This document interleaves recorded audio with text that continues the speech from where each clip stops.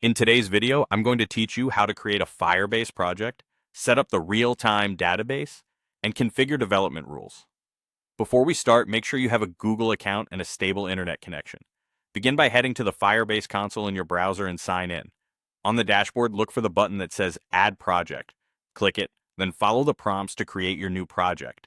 You'll be asked to provide a project name and may see options like enabling analytics or choosing a region. For most development use cases, the defaults are fine, and you can always adjust settings later. Once you confirm, Firebase will provision the project for you. This can take a few moments, so let it finish setting things up until you see your new project's homepage. With the project ready, it's time to set up the real-time database. In the left-hand sidebar, navigate to the Develop section and select Database. By default, you might see Cloud Firestore selected. We're going to switch to the real-time database. Find the real-time database tab or option and select it. Click Create Database, choose a location close to your users for best performance, and proceed.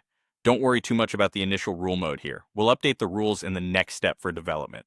Now let's configure the database rules so you can read and write while developing.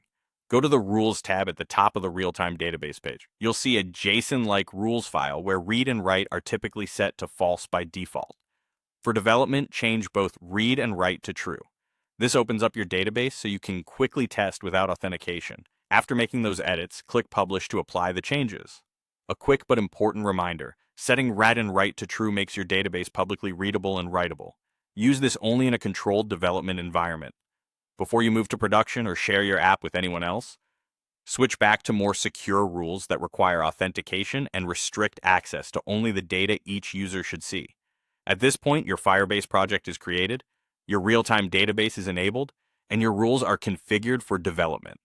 You're ready to start building features that read from and write to your database, and you can watch changes appear in real time in the Data tab. If anything doesn't look right, revisit the Rules tab and confirm your changes were published. That's it for this setup. In the next sessions, you can connect your client app and start pushing data. Thanks for watching, and happy building.